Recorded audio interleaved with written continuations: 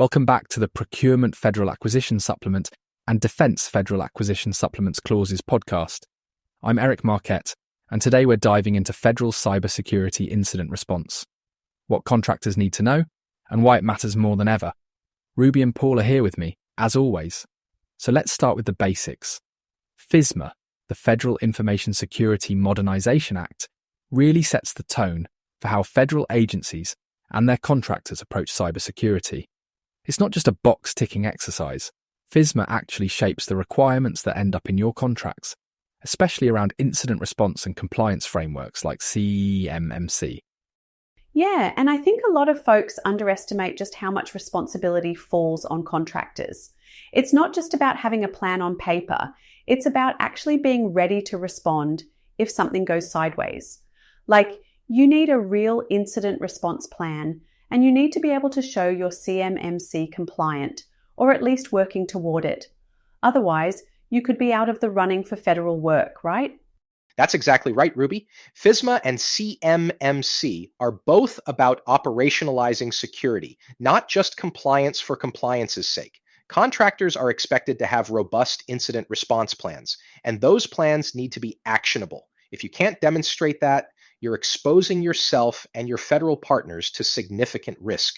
And, speaking of plans, I remember this one simulated incident drill we ran a few years back. We had all the right documents, but when the drill started, communication just broke down. People weren't sure who was supposed to call whom or what the escalation path was. It was a mess. That really drove home for me how important it is to have clear, well-understood protocols, not just a binder on a shelf. If your team doesn't know the playbook's useless. That actually leads right into the 72-hour rule, doesn't it? So, for significant incidents, contractors have to report within 72 hours. That's not a lot of time, especially if you're still figuring out what happened. And then there's NIST SP 861, which lays out the whole incident handling framework: identification, containment, eradication, recovery, and then post-incident analysis. It's a lot to juggle, especially under pressure. Absolutely. The 72-hour window is strict, but it's there for a reason. Federal agencies need timely information to coordinate their own response. NIST SP 861 gives you a step-by-step process, but in practice, those steps can blur together. Identification is often the hardest part. Sometimes you don't even know you've been breached until it's too late. Then you have to contain the threat, eradicate it, recover your systems, and finally, analyze what went wrong so you can improve for next time. And Ruby, you mentioned high-pressure breaches, like the SolarWinds incident in 2021. That was a perfect example of how these timelines can feel almost impossible. I mean, when you're in the thick of it, 72 hours goes by in a flash. But the expectation is there and you have to be ready to meet it, even if it means reporting before you have all the answers. Yeah, and sometimes you just have to say, here's what we know so far, and keep updating as you learn more. It's not about being perfect. It's about being transparent and responsive. But honestly, I don't know how anyone keeps their cool during those first few hours. I'd be running around like a headless chook. That's why continuous monitoring and regular training are so important. You can't just wait for an incident to happen and hope for the best. Contractors need to be proactive, monitoring their networks, running drills, and making sure everyone knows their role. Coordination with federal agencies and cybersecurity authorities is also key. If you have those relationships and protocols in place ahead of time, your response will be much smoother. Totally. And look, I have to admit, my first cybersecurity training was a disaster. I clicked on the phishing email in the simulation twice. I thought it was a test about being thorough. But honestly, those kinds of exercises are what make you better. I mean, we had a defense contractor client who took their CMMC prep seriously. They did regular monitoring, ran tabletop exercises, and when they had a real incident, they handled it like pros. It was almost boring, which is exactly what you want in a crisis. That's a great point, Ruby. The more you practice, the less likely you are to panic when something real happens. And, as we talked about in our last episode, operationalizing security isn't just about ticking boxes. It's about building habits and muscle memory. If your team is used to working together under pressure, you'll be able to coordinate with agencies and respond effectively when it counts. Now let's talk about the legal and contractual side. Every contract is going to have specific obligations around cybersecurity incidents, especially breach notification clauses. You need to know exactly what your contract says about who to notify, how quickly, and what information to provide. If you get that wrong, you could be in breach of contract or even face legal penalties. Right.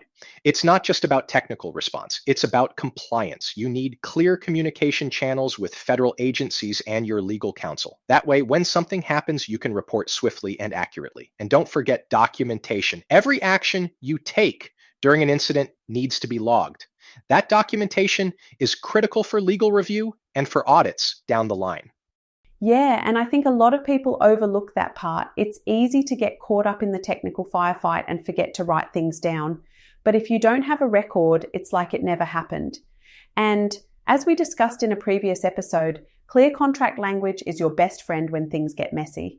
If you know your obligations up front, you're much less likely to get blindsided. Let's shift gears to detection and prevention. Advanced intrusion detection systems are a must for federal contractors. You need tools that are tailored to your environment.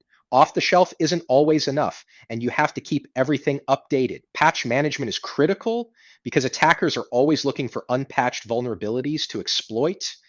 And don't forget the human side. Simulated phishing exercises and red team assessments are great for testing your defenses. I mean, if your team can spot a fake email or handle a simulated breach, they're going to be a lot more prepared when the real thing happens. Plus, it's kind of fun to see who falls for the bait. Just, don't be like me and click on everything. It's all about being proactive. The more you test and challenge your systems and your people, the better your chances of catching threats early. And as we've seen in recent attacks, early detection can make all the difference between a minor incident and a major breach. So to wrap things up, building a culture of cybersecurity awareness is really the foundation of everything we've talked about today.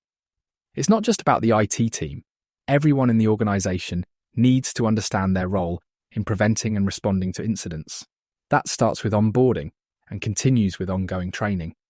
Exactly. You need a dedicated cybersecurity team, but you also need buy-in from every department: threat hunting, monitoring, incident analysis. These are specialized skills, but the lessons learned need to be shared across the organization. A feedback loop is essential. Every incident, every simulation should be an opportunity to improve your practices and strengthen your defenses. And honestly, the more you talk about this stuff, the less scary it gets. If people know what to expect and feel empowered to speak up, you're going to catch issues sooner and respond faster. Plus, it makes the whole process a bit less dry, maybe even a little fun if you do it right. Well, that's all we've got for today on Federal Cybersecurity Incident Response. Thanks for joining us, and remember, compliance is a journey, not a destination. We'll be back soon with more on keeping your federal contracts secure. Ruby, Paul, always a pleasure. Thanks, Eric. Thanks, Paul. Catch you both next time. Great discussion as always. Take care, everyone.